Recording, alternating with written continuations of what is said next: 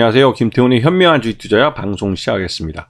이번에는 키스트에 대해서 다시 한번 말씀을 드리겠습니다.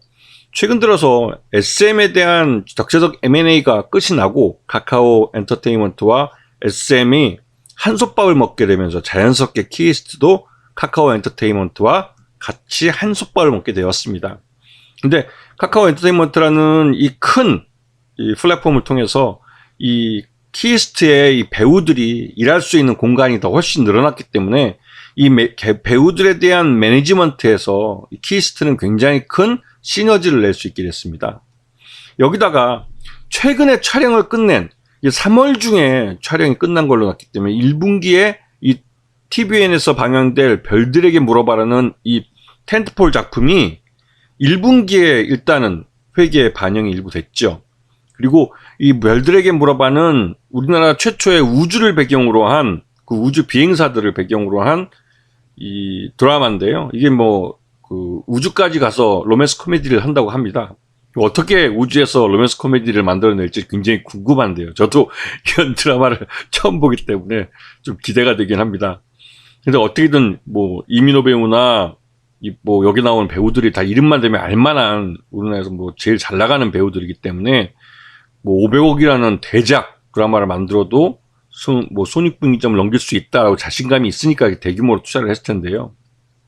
일단은 이 별들에게 물어봐는 이 SM의 경영권이 카카오에게 넘어간 이후에 첫 번째로 키스트에서 만들어지는 대작 드라마입니다. 그리고 이 별들에게 물어봐를 이 키스트가 제작을 하는데, 이 드라마를 만드는데 이걸 어떻게 카카오 엔터테인먼트를 통해서 유통을 시키는지 보게 되면 향후 키스트가 만들 드라마들이 어떻게 이 수익화 되는지 그 과정을 이번에 확인할 수 있습니다. 그래서 이 별들에게 물어봐라는 드라마가 굉장히 중요한 그러한 위치를 점유한다고 할까요? 키스트의 주가의 방향을 결정한다고 해도 과언이 아닐 겁니다.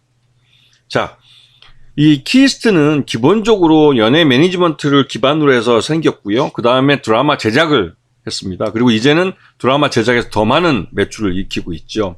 올해 2023년도에 키스트는 4편의 드라마를 방영하는 것을 목표로 하고 있습니다. 자, 지금까지 드라마를 2015년부터 제작한 걸 쭉 보시면 2022년 들어서 좀 주춤한 모습을 보였는데요. 그만큼 이제 2020년이 굉장히 키스트에게는 어려운 한 해였습니다. 하지만 반면에 2023년은 2022년에 제작을 기획했던 그런 드라마들이 이월돼가지고 올해 이제 공개가 될 가능성이 크기 때문에 올해 최소한 4편 이상의 드라마를 할 가능성이 있는 거죠. 자, 올해 매니지먼트 쪽도 그렇고 콘텐츠도 그렇고 실적은 그렇게 나쁘진 않습니다. 네. 그리고 전체적으로 수익, 매출 면에서는 작년보다 1분기 때 훨씬 더 늘어났고요. 이거는 이제 별들에게 물어봐가 그러니까 촬영이 끝난 그런 의미도 있고요. 그 대신 영업 손실은 여전히 그대로 유지되고 있습니다. 작년에 2억이었대요. 올해는 한 4억대로 영업 손실이 조금 더 커졌고요. 하지만 4억대니까 그렇게 큰 의미는 없습니다. 왜냐면 중간에 금융수익이나 이런 걸 통해서 대부분 다 플러스로 돌려놨으니까요. 단기 순이익은 발생하고 있습니다. 자, 최대 주주는 여전히 SM이고요. SM이 이번에 카카오에 넘어갔다는 걸 여러 번 앞에서 강조를 드렸습니다. 그래서 카카오 엔터테인먼트와 이 키스트가 어떻게 시너지를 낼 건지 그거를 이번 드라마 별들에게 물어봐를 통해서 확인할 수 있다고 말씀을 드렸습니다. 자, 최대 주주 SM이 이제 카카오의 경영권에 넘어가면서 이제 카카오 엔터테인먼트와 키스트가 본격적으로 같이 일할 수 있는, 코업할 수 있는 기회가 많이 생겼습니다. 특히나 카카오 엔터테인먼트는 그들 독자적인 IP 컨텐츠들을 많이 갖고 있습니다. 그리고 그런 IP 컨텐츠들을 영상화할 수 있는 기술과 장비와 능력과 실력과 인력을 갖고 있는 게 바로 키스트예요.